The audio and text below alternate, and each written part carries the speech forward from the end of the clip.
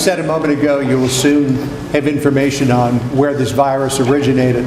The Director of National Intelligence today put out a statement saying that they believe it was naturally occurring, it was not man-made. But who is that? Who is that said that? the Office of the Director of National Intelligence. Who in particular? Who was the man that made that statement? It was a statement that the ODNI... Oh, he would know that, huh? National Intelligence. So we'll see. That would be your Director of National Intelligence. No, I think it's, I mean, you'd have to tell me who specifically, who made the statement.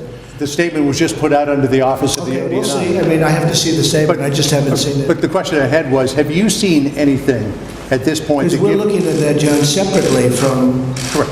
But we're looking at exactly where it came from, who it came from, how it happened, separately and also scientifically. So we're going to be able to find out. And my question is, have you seen anything at this point that gives you a high degree of confidence that the Wuhan Institute of Virology was the origin of this virus? Yes, I have. Yes, I have. And I think that the World Health Organization should be ashamed of themselves because they're like the public relations agency for China.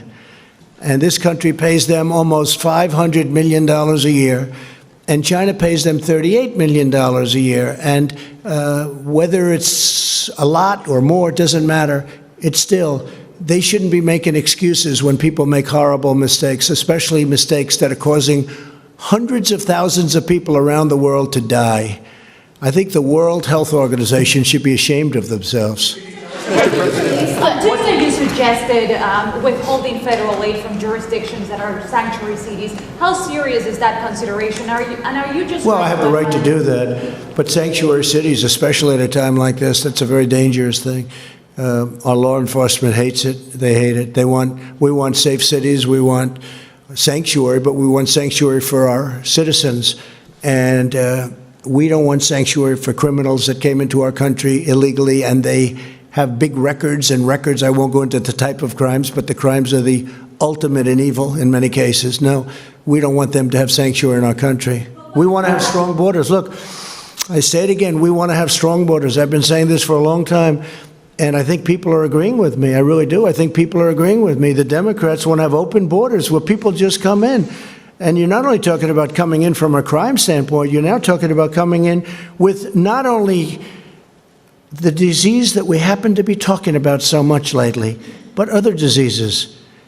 And they want to have open borders. They want people to pour into our country from who knows where they come.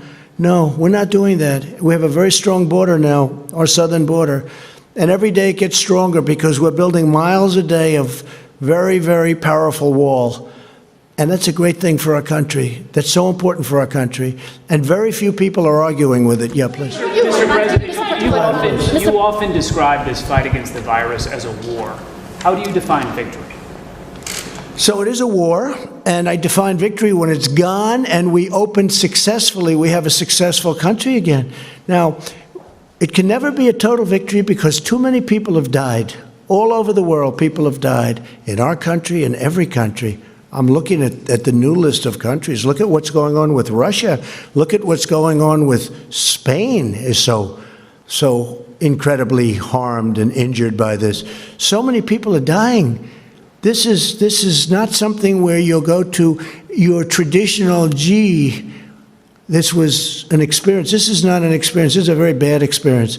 But what I want is we want the virus gone, and we want to have a vibrant economy. We want people back. We don't want people necessarily sitting like these incredible people in front of me, where they're sitting 6 feet apart.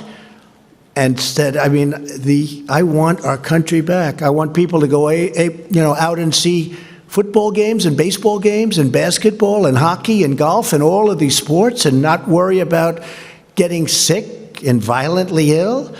One of the things that was very interesting, you probably saw it, we put it out before though, was Sweden, and you compared the deaths in Sweden to Denmark and Finland and Norway, and I hate to say it, but the deaths are very, very substantially higher in Sweden because they've used that as an example.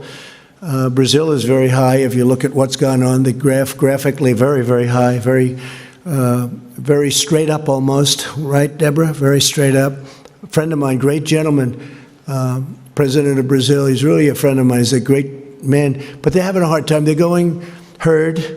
Sweden went herd. But you know, when they say herd, it's really, in Sweden in particular, the bars you can't go to, certain areas you can't go to. A lot of the people are saying, well, the prime minister doesn't have to say, stay in your apartment, stay in your house. They're staying there. They're not leaving. So, you know, it's really not quite what was reported, but the number of deaths are tremendous in Sweden compared to the countries that surround where they did very strong lockdowns.